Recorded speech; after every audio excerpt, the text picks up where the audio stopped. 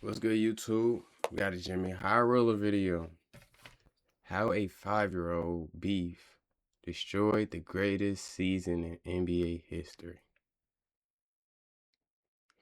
I don't know who or what season he could be referred to, so let's just check it out, man. Most times in the NBA, when players have beef, it's usually nothing. Maybe some smack talk here and there, some friendly banter from time to time, a subtle jab, or some extra motivation for the next time they match up. In rare occasions, beefs grow into something more, real rivalries with very real consequences. But more often than not, the respect is mutual, and the beef players have is in the spirit of some good, admirable competition. But what if it wasn't? What if it got so out of control it altered the very history of the NBA itself? When two players despise each other so much that the mere comparison of them is met with consequence. Now, I will say, Chet will try to act like he don't care. He get bitched every time. You know he care. He just can't really do anything about it because he know Wemby better than him. You feel me? And for Wemby, I don't think Wemby hates him. But I think every time he go against him, it's like I gotta prove I'm better than you, nigga. Even if everybody already know I'm better, I gotta prove I'm better than you, nigga. I have to prove. I gotta block your every shot. Every time I get an ISO on you, I'm gonna look you dead in the eye when I hit this fade on you.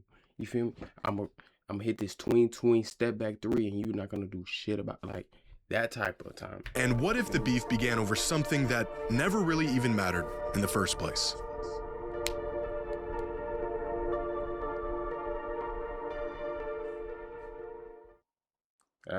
Today's then $3 on the act in sports. Any $5 roller.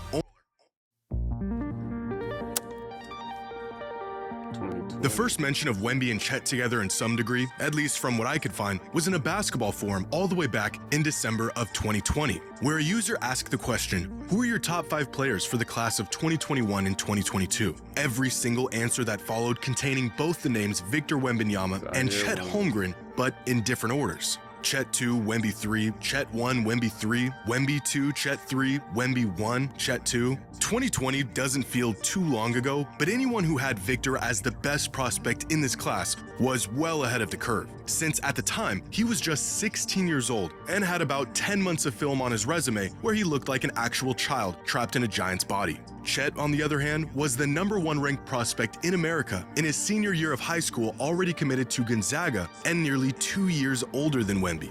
Ironically, Victor wasn't even in the class of 22. He was a member of the 23 NBA draft class. This question should have never even involved Victor in the first place. But fate would have it that these two would be compared long before they ever even faced one another. Due to COVID restrictions at the time, any and all potential interactions between the two were held off until the following season. But 7 months later, in the summer of 2021, Wemby and Chet would match up for the first time in their careers, in a game that would spark the most heated rivalry in basketball today.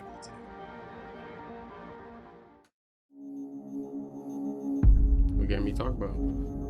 2021? In July of 2021, the FIBA Basketball U19 final came down to the USA versus France, the most highly anticipated matchup of the summer with a world championship on the line. As usual, Team USA had a stacked roster featuring 10 future NBA players, some of which include Jaden Ivey, Peyton Watson, Kenny Lofton, Ryan Kalkbrenner, and the best player in the country, Chet Holmgren. France? Well, they had a 17-year-old Victor Wembanyama, who at the time was already seen as the best prospect in the world, regardless of age. The freakish frames and tools of both Wemby and Chet sparking conversations of similarities between the two. Both slim, lengthy big men with offensive games far too sharp for their size and NBA-ready defensive instincts. Who's better? Who is the rarer unicorn? By the end of this game, those questions were answered. Victor Wembanyama was clearly a step above everyone else. Wembanyama. Jxmyhighrroller gets inside. Missed. Oh, and then Wembanyama there for the putback. To look like a child, to be better than Hallelujah. Wembanyama, how did you lose sight of him? On the lane. Miles Spence gets rejected by Wembanyama. Miller. And now he gets rejected. Pump fake and puts it up, and he is fouled. Feeling that every possession for Wembanyama for three. Peekaboo drives in on the follow from Wembanyama. Again, Lofton, and this time rejected. Hand on it. It's another tough shot attempt, isn't it? Miles, he gets blocked by Wembanyama.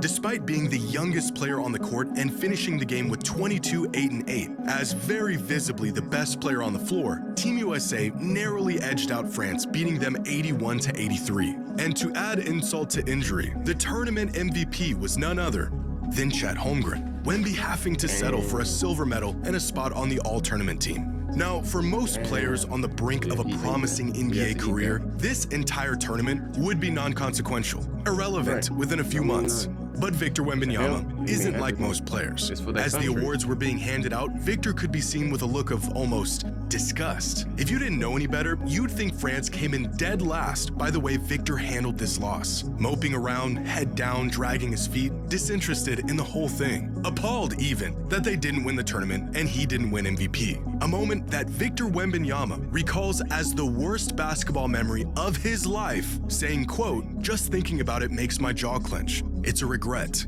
an unfilled hole inside me that I have to fix." This quote is borderline concerning. These are not the words of a kid ready to just forget and move on to a bright NBA career. Unbeknownst to him, Chet Holmgren created a void in the career of the best basketball prospect on the planet. And by any means necessary, Victor was going to spend the next half-decade filling that void. Chet didn't even mean to. He probably played a regular game. But because he won MVP... By the start of the 2023-24 NBA season, Chet and Wemby were slated to face off in their first NBA matchup. But this wasn't just their first matchup in the league against each other. Although Chet was drafted a year before Wemby, an injury sidelined Holmgren for what should have been his rookie season. And so not only would they be battling for Rookie of the Year that entire season, the very first game of their respective careers were, of course, against one another. Now, this was a preseason game. It should not have meant anything at all. And it didn't mean anything to anyone besides Chet and Wemby, both of them going suspiciously hard in a preseason game in early October. Despite a few viral moments from Wemby, the Thunder came back and won the game, and it was Chet who outplayed Victor in just about every measurable way. And in the very first public stoking of the fire, Chet tweeted this after the game. As if Victor needed any more motivation, as if the kid that was left with a hole inside him that needed to be fixed needed any more fuel to the fire, Chet Holmgren just doused it with a gallon of gasoline in front of the entire world. And thus, this rivalry officially began. In his post-game interview, Chet was asked about his budding rivalry with Wemby, to which he had this to say. I know you and Victor have been connected for years, even though you haven't played against each other very much. And he just was saying that he thinks this is going to be the start of a lot of really good games against each other. Do you feel that way? 100%. You know, I played against him a couple years ago in FIBA, and you know, I plan to play a long time, and I'm sure he does too. So there'll be no choice but to, you know, go back and forth. So, and he was right. There has, in fact, been no choice but to go back and forth. Even before their first regular season matchup, their relationship was already being labeled as the makings of NBA's next intense rivalry. By their second matchup of the season, the intensity between them had already built up to the point where they were abandoning sets altogether to go at each other one-on-one. Wemby going out of his way to show Chet and the rest of the world there should have never been a comparison in the first place. The numbers on the scoreboard briefly becoming irrelevant in these moments. Now again, Chet didn't really even do anything to deserve this. An innocent bystander who just happened to cross paths with an alien in a FIBA tournament. But Wemby had a hole inside him, and he was fixing it. After the game, the media only made things worse by leading off with a slew of questions about the rivalry and what the two thought of it. Yeah, in terms of not matching up directly with Chet, you guarded him defensively.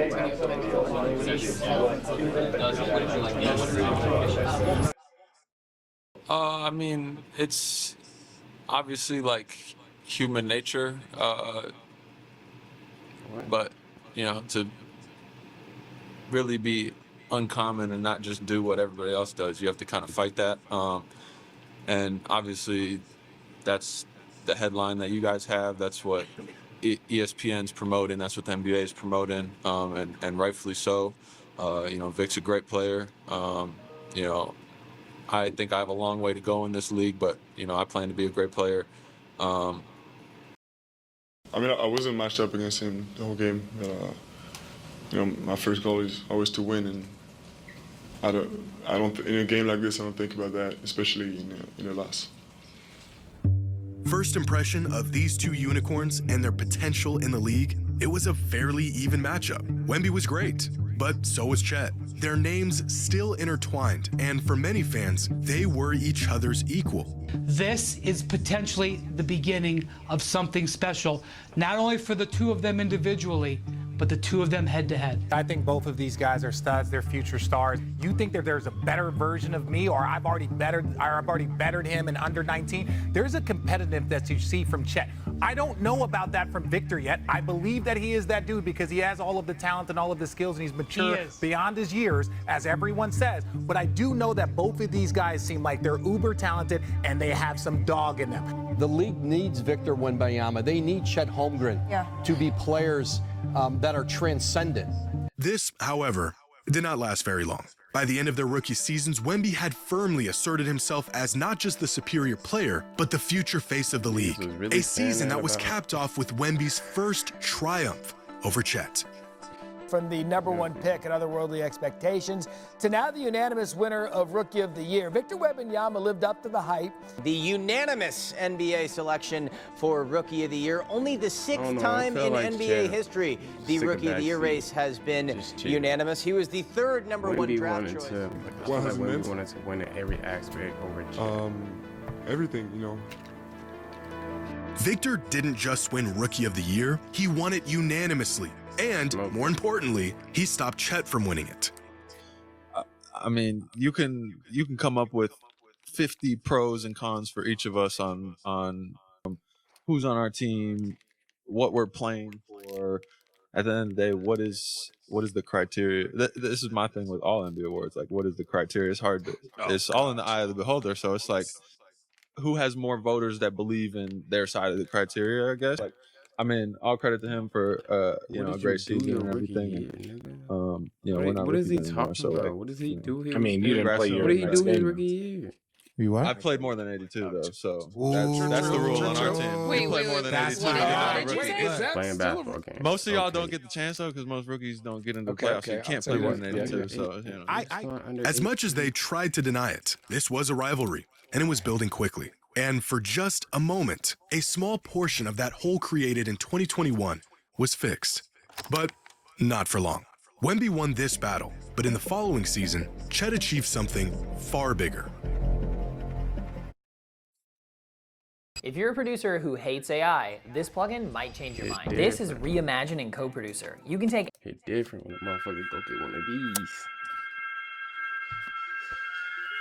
By the start of the 2024-25 season, most fans had accepted that Wemby had taken a leap over Chet. Going into the season, Wemby had jumped all the way up the player rankings to 11th. Chet Holmgren, 32nd. Even in the description of his ranking, Chet unable to escape the expanding shadow of Victor's ascension. But despite the gap that he was building on Chet, Wemby was still unsatisfied with the fact that they were still being mentioned in the same breath. In fact, his disdain for Chet and the Thunder was only growing over time. What happens when you bring up Chet to Victor? Well, Chet is not exactly Candyman, but Victor will not even say the man's name. Wow. And that's pretty much been the theme ever since Victor Wembanyama arrived in San Antonio. I think it's because, you know, that there is a real budding rivalry here. And on both sides, both of those guys are trying to take the attention away from the rivalry and put it specifically on the teams, Oklahoma City and San Antonio. That's what's going on these days. But I'm telling you, they do not like each other. They respect each other, but you'll see it manifest itself on the court. As Andrew Schlecht of The Athletic put it, Wemby was creating his very own Voldemort. The kid was pouring mental lighter fluid on a fire that was already out of control. It only made matters worse when the Spurs acknowledged that they were using the Thunder as the blueprint for where they wanted to be in the future. It's the kind of motivation that can consume a man if he isn't careful.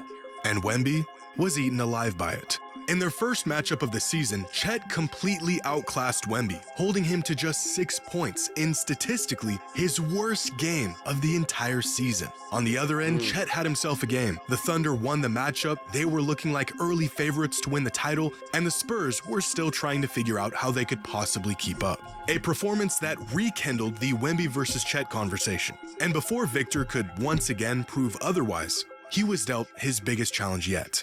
Breaking news out of the NBA, according to our Shawnjustreacts, Victor Wembanyama, the San Antonio Spurs star, is going to miss the rest of the season with what Shams is reporting, a form of a blood clot in his right shoulder.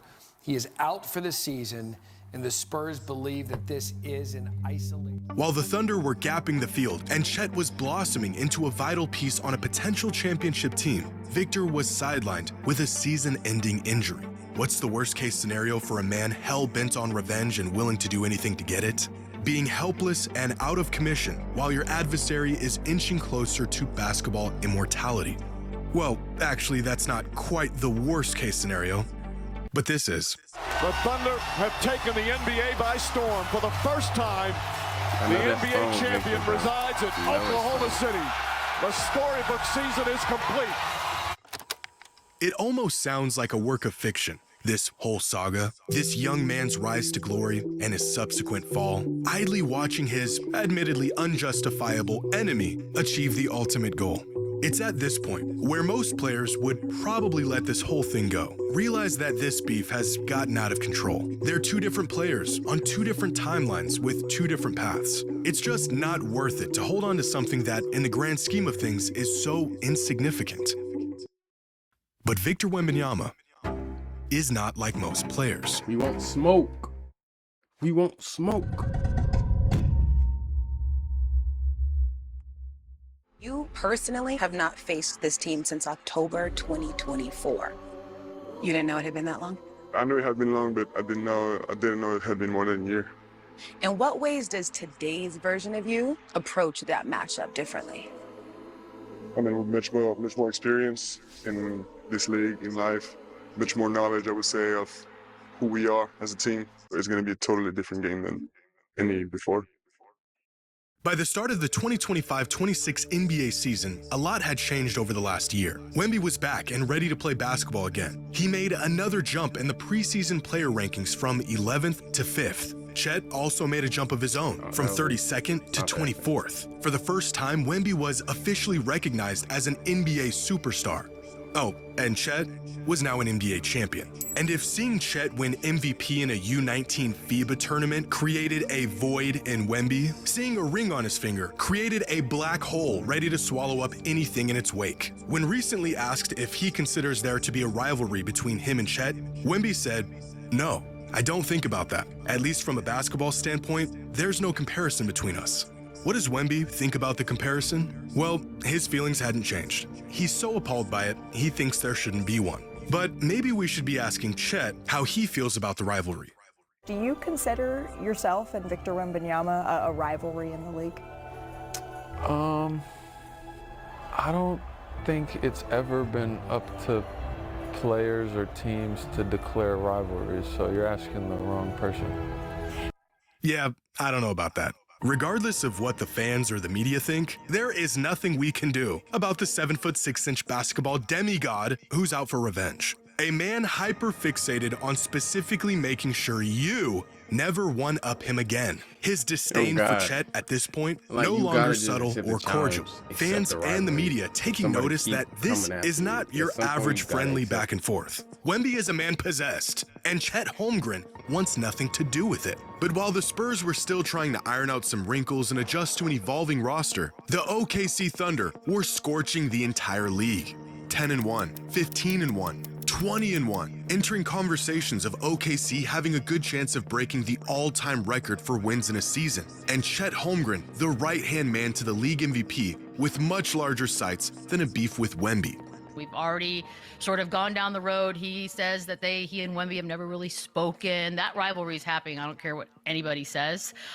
Is there a possibility that Wemby's a little in his head at the moment? I think this thing is man-made. Yeah, listen, want this. okay, they're both 7-footers and they came out back-to-back years or whatever, and Chet was hurt.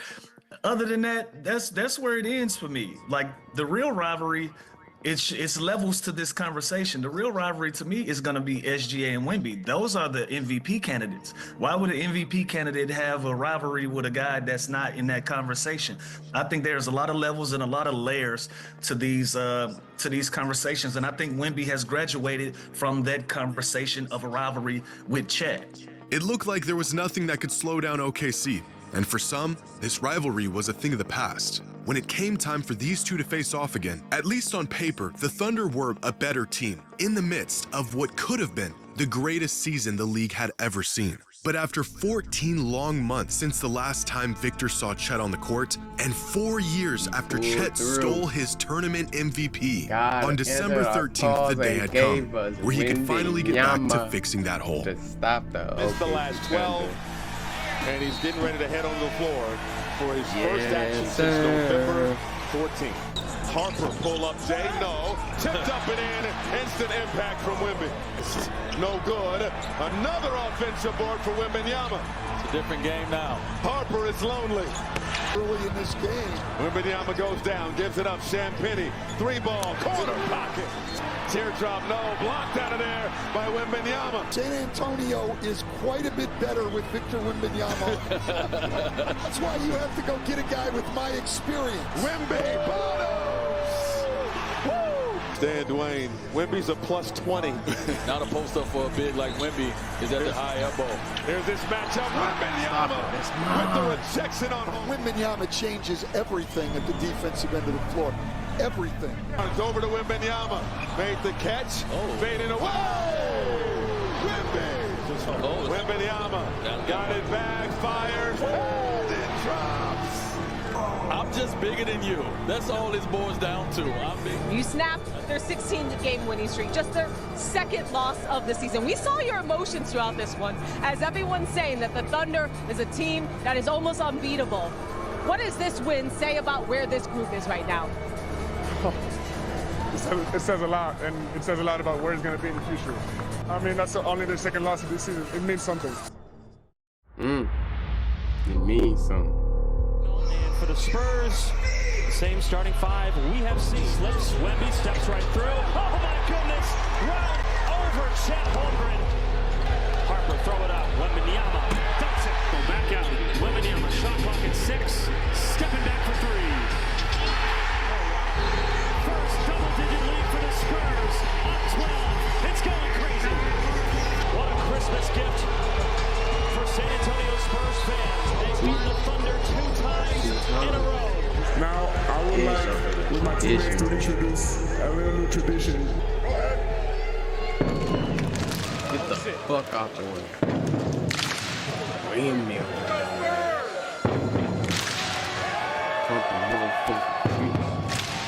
Scream at the motherfucking crowd.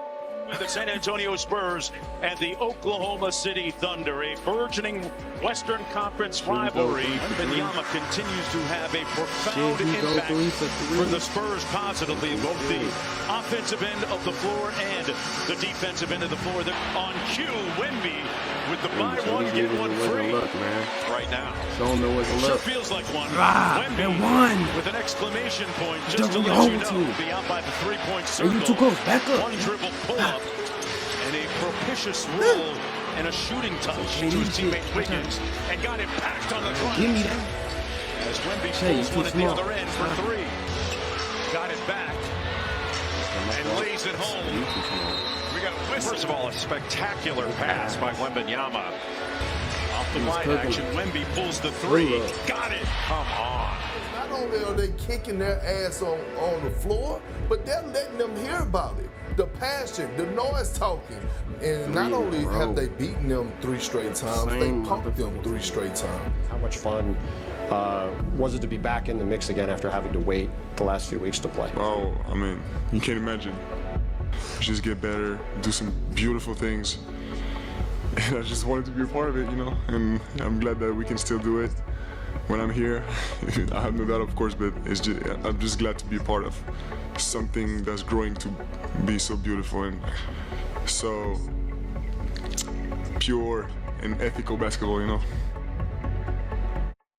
Conjuring up what could only be described as superhuman levels of pettiness, Victor Wembanyama unleashed 4 years of frustration upon Chet in the OKC Thunder, beating a team that only had one loss in nearly 2 months and was well on track to being the greatest regular season team of all time, not once, not twice, but 3 times in a 12-day span, purely out of spite. Now, of course, Wemby wanted to win these games, but the far more pressing matter was making sure Chet lost. At every conceivable opportunity, Victor made it abundantly clear that this was personal, morphing into Chet's very own boogeyman and playing each and every possession like his life depended on it. Flexing on him, throwing down windmills after the whistle, addressing the people, and creating an entirely new tradition from scratch. But not only did the Spurs beat the Thunder 3 times in a 2-week window, Victor Wembanyama and his insatiable thirst for vengeance single-handedly derailed what could have been the greatest regular season of all time.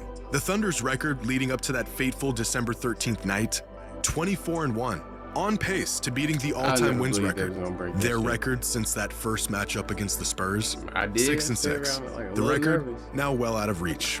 Now, to say the Thunder have completely unraveled simply because Victor is a resentful man who is hell-bent on not letting things go may sound like a bit of an overestimation of the damage Wemby inflicted onto this franchise. Then again, if you told someone the future face of the NBA is still mad over a meaningless MVP he lost 5 years ago in an international tournament that nobody remembers and is still seeking revenge on the poor guy who stole it from him to this day, that would probably sound like an overreaction too. For the Spurs, do that though. They create a somewhat of like a enemy or opposition. They create a worse or evil than what that person really is, and it always gonna bring out the worst, the best in you and shit, bro. You always gonna want to perform better. Always gonna want to outperform somebody. You know what I'm saying? Especially if somebody comparing you a lot, and you truly believe you better than that person, and people keep comparing you. You like. You gonna want to every time show these niggas, I'm better than this. Stop comparing me to this lame ass nigga, man. I'm better than this nigga. You feel me? Like, these wins were a step in the right direction, a sign that they could really compete and beat the best team in the league. But for Wemby, these wins were retribution. One step closer to filling the void where that MVP should be. Intrinsic proof that there should have been no comparison, and that he is definitively better than Chet. A conclusion that all of us reached about 2 years ago. He ain't gonna feel happy because he gonna be tired. He need a ring, Finals MVP, and DPOY, and the ring all in 1 year to make him feel good. You feel me? Pause. I'm gonna edit that. I'm gonna just edit that out, bro. We at the end of the video anyway, man. Comment, like, subscribe, y'all. Till next time.